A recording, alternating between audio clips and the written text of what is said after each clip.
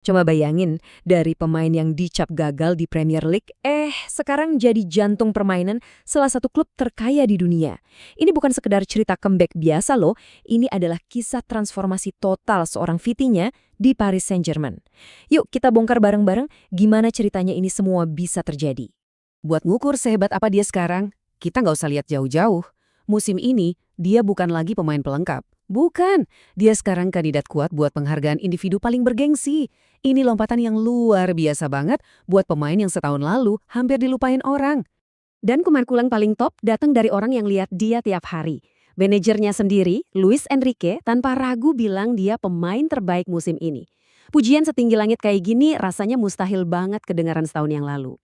Jadi, apa yang sebenarnya terjadi? Oke, sebelum kita ngomongin Vitinhanya, kita harus lihat dulu sekelilingnya. Soalnya, buat ngerti gimana dia bisa bangkit, kita harus paham dulu tekanan gila-gilaan di panggung tempat dia main. Paris Saint-Germain itu bukan cuma klub bola biasa. Ini tuh monster ekspektasi. Di PSG, menang doang tuh nggak cukup. Tuntutannya adalah dominasi total. Setiap kesalahan kecil, wah langsung di-zoom sama media seluruh dunia. Ini lingkungan yang bisa menempa berlian, atau ya bisa juga ngancurin pemain sampai berkeping-keping. Tekanannya tuh bukan cuma dari klub, tapi dari seisi kota. Paris itu kota yang napasnya sepak bola. Lihat aja deh, deket banget kan stadion PSG sama rivals kotanya. Di sini, kamu nggak bisa sembunyi. Tiap langkah diawasin, tiap pertandingan itu ujian. Tapi sebelum ngerasain puncak, Vitinha tuh harus nyicipin jurang paling dalam. Jauh sebelum dipuji-puji, dia justru dicaci maki. Yuk kita putar waktu balik ke awal mula mimpi buruknya di kota Paris. Perjalanannya tuh bener-bener kayak roller coaster. Gagal di Wolves, jadi pahlawan di Porto, terus datang ke Paris dengan bandrol harga 41,5 juta euro. Ironisnya, panggung terbesar dalam karirnya justru jadi tempat di mana dia nyasar lagi. Dia datang dengan harapan gede buat jadi jenderal baru di lini tengah. Tapi kenyataannya, jauh panggang dari api. Label lama yang menghantui dia malah balik lagi, pemain gagal dari Wolves. Di ruang ganti yang isinya superstar, dia tenggelam. Musim pertamanya, wah, hancur total. Kepercayaan dirinya hancur lebur.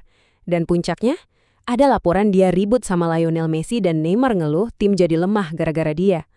Coba deh kalian bayangin, kamu pemain muda, terus dua legenda hidup sepak bola secara terbuka meragukan kamu. Tekanan kayak gini bisa banget ngabisin karir orang. Nah, pas karirnya di PSG kayaknya udah di ujung tanduk, ada satu perubahan besar. Bukan di pemainnya, tapi di arsitek tim. Seorang manajer baru datang dan mengubah segalanya. Jadi, apa sih yang berubah? Kok bisa? Ini bukan perubahan dikit-dikit loh. Ini tuh kayak sulap dalam semalam. Gimana ceritanya pemain yang udah terbuang tiba-tiba jadi orang yang gak tergantikan? Jawabannya ada di satu nama, Luis Enrique. Dia datang dengan filosofi yang radikal buat PSG. Tim adalah segalanya. Era superstar individu selesai, diganti sama era kolektivitas. Nah, di sistem baru ini, pemain yang kerja keras dan cerdas kayak Vitinha, bukan lagi yang namanya paling besar, justru jadi aset paling berharga. Enrique tuh nggak cuma ngasih dia kesempatan main, tapi juga ngembaliin harga dirinya. Dengan terang-terangan bilang dia salah satu yang terbaik di dunia, Enrique ngirim pesan yang jelas banget. Era keraguan udah selesai. Itu suntikan kepercayaan diri yang mengubah segalanya. Nah, ini dia kuncinya. Enrique ngelihat sesuatu yang orang lain lewatin. Di sistemnya yang terobsesi sama penguasaan bola, kemampuan Vitinha buat nggak pernah kehilangan bola, bikin dia jadi pemain yang sempurna. Dia bukan lagi pemain pendukung, dia itu metronom yang ngatur detak jantung seluruh tim. Dengan kepercayaan diri baru dan sistem yang ngebebasin dia, Vitinha bukan cuma bangkit. Dia berevolusi jadi tipe pemain yang benar-benar baru. Yuk kita bedah satu-satu, senjata apa aja yang ada di gudang senjatanya maestro baru ini. Statistiknya sekarang, gila, udah level elit dunia. Lihat aja nih, dia ada di persentil ke-99 buat kemampuan bawa bola. Artinya, hampir nggak ada yang lebih jago dari dia di Eropa. Plus, kemampuan bertahannya yang luar biasa. Dia bukan lagi spesialis, dia itu paket gelandang komplet. Perubahannya tuh ke-capture sempurna di sini. Coba perhatiin pergeserannya. Dari cuma jadi pemanas bangku cadangan, jadi jantung permainan tim. Dari sasaran kritik media, jadi anggota tim terbaik Liga Champions. Ini bukan sekedar performa yang naik. Ini adalah kelahiran kembali seorang pemain. Dan hebatnya lagi, kebangkitan dia tuh bukan cuma buat dirinya sendiri, ini nular ke tim. Dengan fittingnya sebagai porosnya, PSG akhirnya naklukin Eropa. Dapat trofi Liga Champions yang udah mereka impi-impiin bertahun-tahun sambil nyapu bersih semua gelar domestik. Jadi, pada akhirnya cerita Vitinha ini ngasih kita pelajaran penting. Bakat itu butuh ekosistem yang pas buat mekar.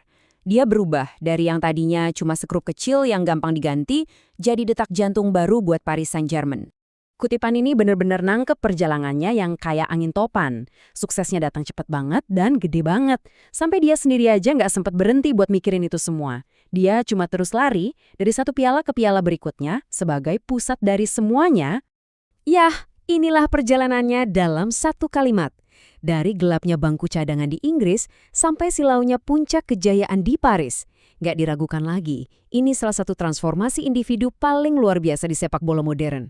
Kisah Vitinha ini bikin kita mikir ya, apa sih yang sebenarnya dibutuhin buat jadi detak jantung sebuah tim? Jawabannya, kayak yang kita lihat dari perjalanannya, ternyata lebih dari sekedar bakat. Ini soal mental buat bangkit dari kegagalan, dan soal sinergi yang sempurna antara pemain yang tepat, di waktu yang tepat, di bawah manajer yang tepat.